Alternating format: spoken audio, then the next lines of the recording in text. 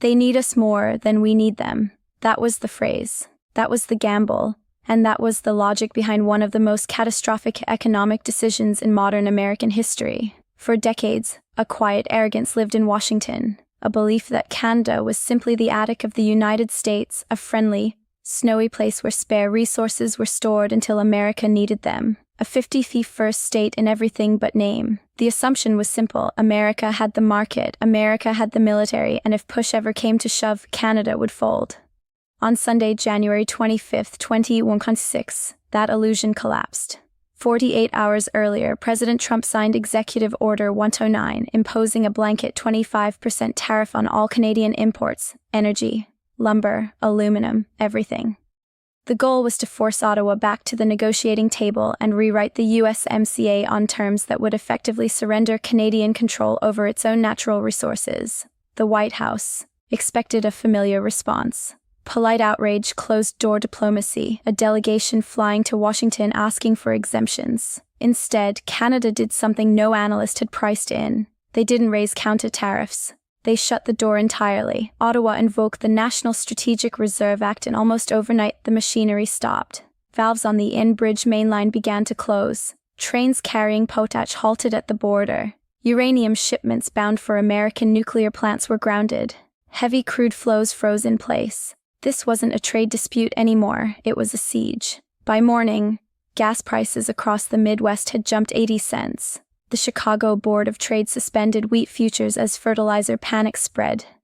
The U.S. Department of Energy issued a red alert for the Texas power grid, not because of weather, but because refineries were running out of feedstock. For years, Americans were told a comforting story. The United States was energy independent. Texas fracking, record oil production, exports flowing overseas. So why would Canada cutting supply matter? The answer lies in a reality almost no one talks about: the mismatch. The oil produced in Texas is light, sweet, crude, thin, low in sulfur, easy to extract. But America's largest refineries, especially along the Gulf Coast, were never built to process it. They were designed in the 1990s and 2000s to handle heavy sour crude, the thick sludge-like oil from Venezuela, Mexico, and Canada. These refineries invested billions in specialized equipment designed for heavy feedstock. When they are fed mostly light crude, they don't just run inefficiently, they break down, operate at reduced capacity, and fail to produce enough diesel and jet fuel. For the past 5 years, after sanctions cut off Venezuela and Mexican production declined, the U.S. refining system had only one remaining lifeline: Canadian oil sands.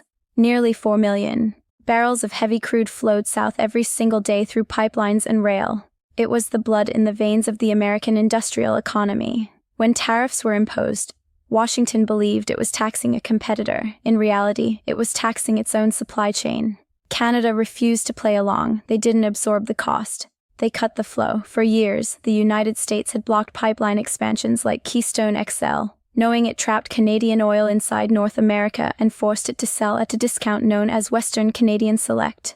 That discount saved American drivers billions. But that leverage disappeared when the Trans Mountain pipeline expansion fully opened. Canada now had direct access to the Pacific. Within hours of the shutdown, Ottawa announced a strategic partnership with China's state-owned oil giant. Tankers began lining up in Vancouver. Every barrel rejected by the United States suddenly had a buyer. Across the ocean, the Midwest was left exposed. The region relies on Canada for roughly 70% of its refinery feedstock. Without it, refineries in Illinois, Ohio, and Minnesota cannot operate.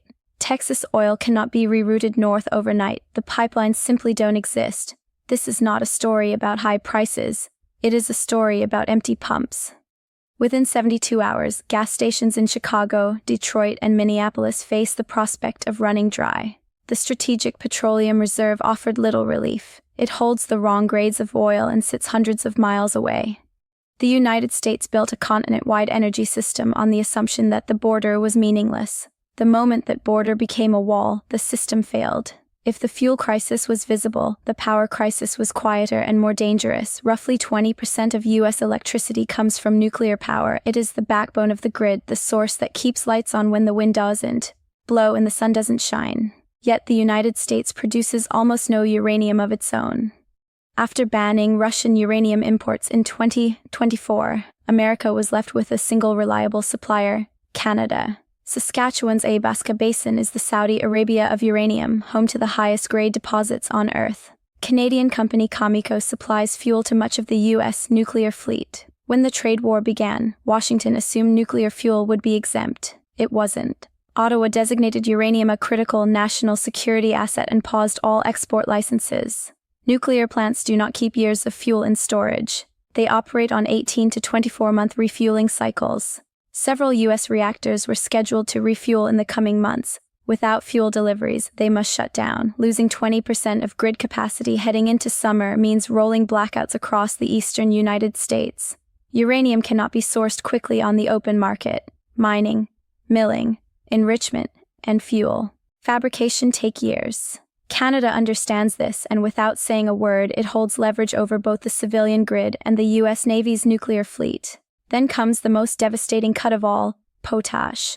A pinkish salt most people have never thought about, yet one that modern agriculture cannot survive without.